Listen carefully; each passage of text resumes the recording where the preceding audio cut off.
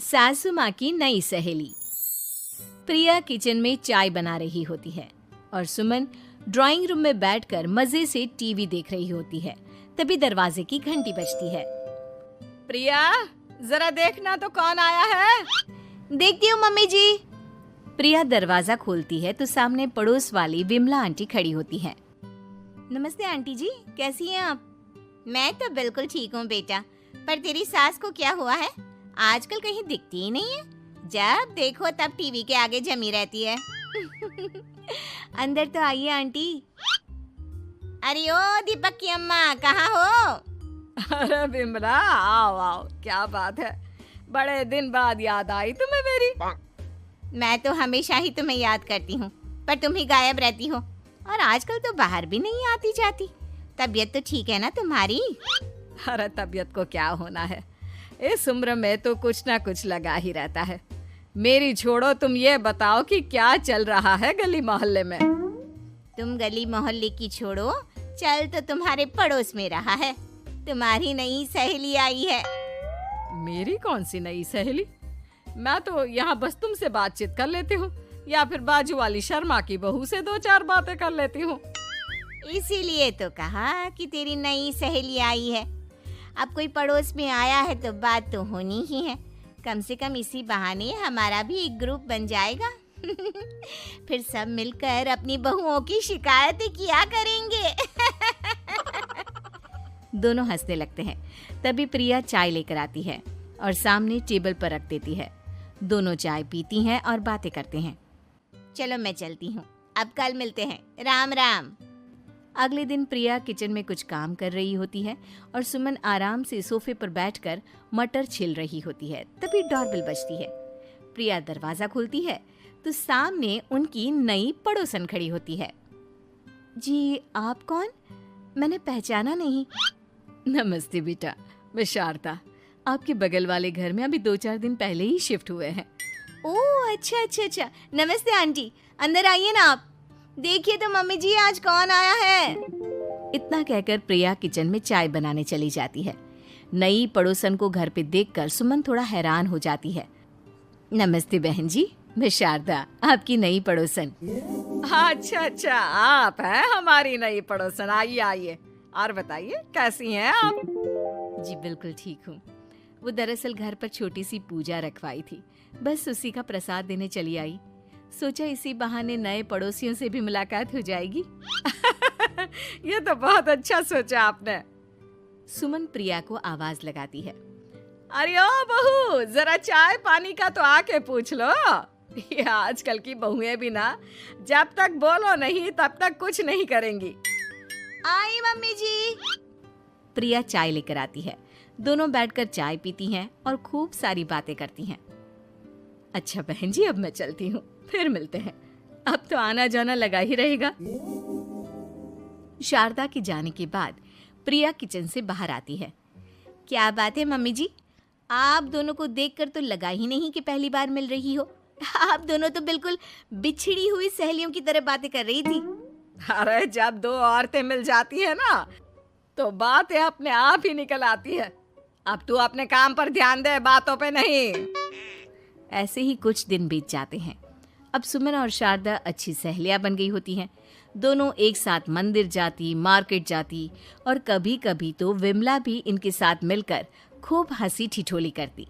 एक शाम तीनों बैठकर सुमन के घर पर चाय पी रही होती हैं कि तभी बहुत तेज बारिश शुरू हो जाती है। सुमन जोर से प्रिया को आवाज लगाती है। प्रिया, ओ प्रिया, देख कितनी तेज बारिश हो रही है। जाके छत से सारे कपड़े ले आ, नहीं तो सब भीग जाएंगे। सुमन 2 बार आवाज लगाती है लेकिन प्रिया का कोई जवाब नहीं आता। शायद प्रिया कुछ काम कर रही है, इसीलिए कुछ जवाब नहीं दे रही। अरे काहे का काम, आराम फरमा रही होगी महारानी। तभी प्रिया बीमार हालत में अपने कमरे से बाहर निकलती है। हाँ मम्मी जी, क्या हुआ? मेरी तबीयत थोड़ी ठीक नहीं है ना, इसलिए आग लग गई। अरे सारे कपड़े भीग गए और तुझे सोने से फुर्सत नहीं है। सबके सामने सुमन के मुंह से ऐसी बातें सुनकर प्रिया उदास हो जाती है और छत से कपड़े उतारने चली जाती है। सुमन, ये क्या बात हुई? प्रिया ने बताया ना कि उसकी तबीयत ठीक नहीं, इसलिए उसकी आंख लग गई। तुम भी ना खामखा उसे सबके सामने सुना दिया। अरे आप नहीं जानती शारदा जी, कुछ बहुएं ना बहुत आलसी होती है, घर का एक काम नहीं करना चाहती। ऐसा नहीं है सुमन, तुम्हारी बहू तो बहुत प्यारी है, तुम्हारी सारी बात भी तो मानती है। हाँ सुमन, तुम प्रिया के बारे में ऐसा क्यों सोचती हो? मेरी भी दो बहुएं हैं, लेकिन मैं उन्हें अपनी बेटियों की तरह रखती हूँ। आखिर वो भी तो किसी की बेटियां ही है ना। और अगर तुम ऐसा ही व्यवहार करोगी तो एक दिन प्रिया भी तुम्हारे साथ ऐसा ही बर्ताव करेगी। शारदा और विमला की बातें सुनकर सुमन की तो बोलती बंद हो जाती है। वहीं प्रिया भी बाहर से सारी बातें सुन रही होती है। अरे मैं कोई उसकी दुश्मन थोड़ी ना हूँ, मैं भी उसकी माँ हूँ, लेकिन कभी कभी सास बनना पड़ता है, नहीं तो बहुएं हाथ से निकल जाती है। देखो सुमन, ये सब सोच का फर्क है। अगर तुम ये सोचोगी तो कभी प्रिया को अपनी बेटी नहीं बना पाओगी।